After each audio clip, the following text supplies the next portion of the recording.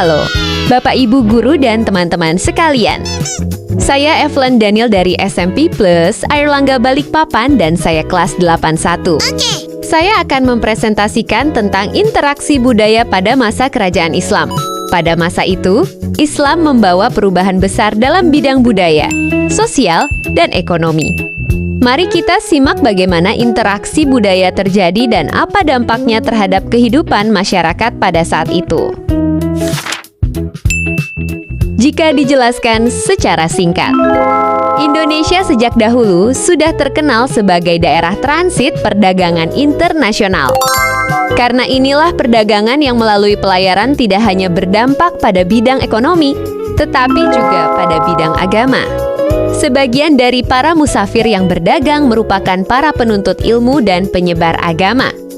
Di buku paket kalian diperintahkan untuk mencari sendiri teori tentang masuknya Islam ke Indonesia. Nah, di sini saya langsung jelaskan saja ya.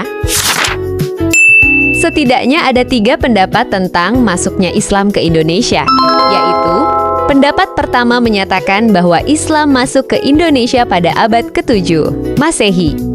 Menurut Buya Hamka, Islam berasal dari Arab atau Mesir dengan bukti bahwa Indonesia sejak awal telah menganut mazhab Syafi'i. Pendapat kedua datang dari Hosein Djajadiningrat. Dia mengatakan bahwa Islam datang dari Persia. Buktinya adalah adanya perayaan 10 Muharram atau Asyura. Pendapat ketiga bahwa Islam berasal dari Gujarat, India sekitar abad ke-13 Masehi. Dan itu dia 3 pendapat yang sudah saya sebutkan. Sekarang kita akan masuk ke pembahasan intinya. 1. Perkembangan agama dan kebudayaan Islam di Indonesia. Jalur perdagangan dan pelayaran Asia memainkan peran penting dalam penyebaran Islam di Indonesia.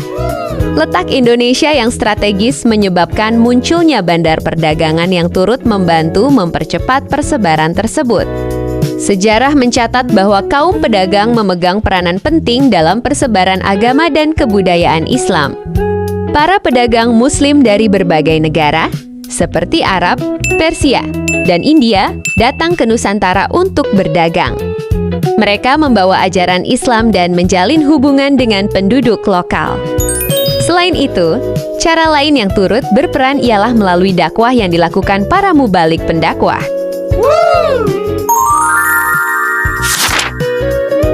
2. Penyebaran agama Islam di Indonesia.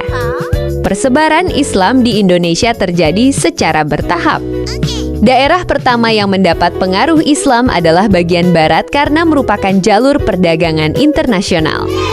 Pusat kerajaan Islam di bagian barat seperti Samudra Pasai dan Aceh yang kemudian menyebar ke kota-kota pelabuhan seperti Banten, Jepara, Gresik, Tuban, Makassar, serta Ternate dan Tidore. Persebarannya melalui jalan damai seperti perdagangan, pernikahan, pendidikan, kesenian. Wali Songo sangat berperan dalam proses penyebaran Islam di Tanah Jawa. Penyebaran agama Islam di Tanah Jawa dilakukan dengan menyesuaikan kebiasaan masing-masing masyarakat yang nggak berada di wilayah tersebut. Wali Songo banyak mendirikan pondok pesantren sebagai tempat untuk menimba ilmu agama sekaligus pusat penyebaran agama Islam selain melalui pendidikan. Mereka juga menggunakan kesenian dengan tembang seperti macapat dan tradisi lainnya. Wali Songo yang sangat terkenal bagi masyarakat Indonesia adalah sebagai berikut. Sunan Gresik Maulana Malik Ibrahim. Beliau keturunan Arab, berasal dari Turki, datang ke Jawa Timur tahun 1379. Meninggal tahun 1419 dan dimakamkan di Gresik. Selain menguasai ilmu-ilmu agama secara mendalam dan sempurna, Maulana Malik Ibrahim juga ahli dalam bidang tata negara. Sunan Ampel adalah penyebar Islam di Jawa Timur yang melakukan dakwah secara halus.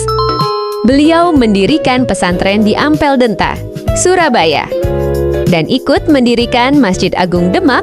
Sunan Ampel juga perintis Kerajaan Islam Demak dan dimakamkan di Ampel, Surabaya. Sunan Derajat adalah putra Sunan Ampel, lahir di Surabaya, dengan nama kecil Raden Osim. Beliau pencipta gending pangkur dan penyebar Islam yang berjiwa sosial dan dermawan. Sunan Derajat dimakamkan di daerah Lamongan.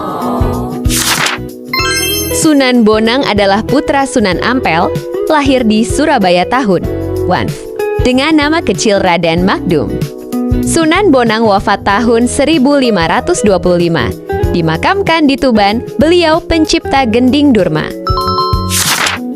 Sunan Giri Raden Paku adalah penyebar Islam di Jawa Timur dan sekitarnya, bahkan sampai Maluku. Beliau mendirikan pesantren di Giri dan menciptakan gending serta permainan anak-anak. Berjiwa Islam seperti Ilir dan Kablek-Weng. Nama kecilnya Raden Mas Syahid. Beliau lahir di Tuban, Jawa Timur, sebagai putra Tumenggung Sahur Wilatikta. Adipati Tuban, beliau adalah seorang wali, mubalik, pejuang, pujangga, dan filsuf yang berjiwa besar. Beliau menyiarkan agama Islam melalui cerita wayang. Sunan Kalijaga dimakamkan di Kadilangu, dekat Demak. Nama kecil Sunan Kudus adalah Said Jafar Shodiq, berasal dari Palestina. Beliau datang ke Jawa pada tahun 1436 daerah penyebaran Islam di pesisir Jawa Tengah. Beliau seorang pujangga, pandai mengarang, pencipta gending Mas Kumambang dan gending Mijil, pernah jadi senapati kerajaan Islam Demak. Sunan Muria adalah putra Sunan Kalijaga dengan nama kecil Raden Umar Said. Beliau ikut mendirikan Masjid Demak dan ikut membantu berdirinya Kerajaan Islam Demak. Beliau menciptakan gending Sinom dan gending Kinanti untuk kepentingan dakwah. Beliau wafat dan dimakamkan di puncak Gunung Muria. Syarif Hidayatullah atau lebih populer dengan sebutan Sunan Gunung Jati, berasal dari Palestina. Datang ke Pulau Jawa pada tahun 1436 beliau mempunyai nama sangat banyak, antara lain Fatahillah, Muhammad Nuruddin, Faletehan, Syah Nurullah, Mahdum Jati, dan Mahdum Rahmatullah. Beliau diangkat sebagai Panglima Perang Kerajaan Demak dan ditugaskan di Jawa Barat. Beliau mendirikan Kesultanan Banten dan Kesultanan Cirebon. Sunan Gunung Jati wafat dan dimakamkan di Gunung Jati Cirebon. Agama Islam menyebar di Indonesia melalui proses damai dan pendekatan budaya tanpa kekerasan. Jalur penyebaran Islam meliputi perdagangan, pedagang Arab, Persia, Cina, dan India menyiarkan Islam saat berdagang. Pernikahan, pedagang Muslim menikah dengan penduduk setempat. Pendidikan, ulama mendirikan lembaga pendidikan Islam seperti surau, dayah dan sentret. Kesenian, tokoh Islam menyebarkan Islam melalui pertunjukan kesenian seperti wayang kulit. Dakwah, ulama melakukan dakwah untuk menyebarkan ajaran Islam. Islam tidak mengenal sistem kasta dan menganggap semua manusia sama di hadapan Allah. Wah, tak terasa kita sudah sampai ujung. Sebelumnya saya minta maaf jika ada salah ucapan. Sekarang saya akhiri. Sampai jumpa semuanya.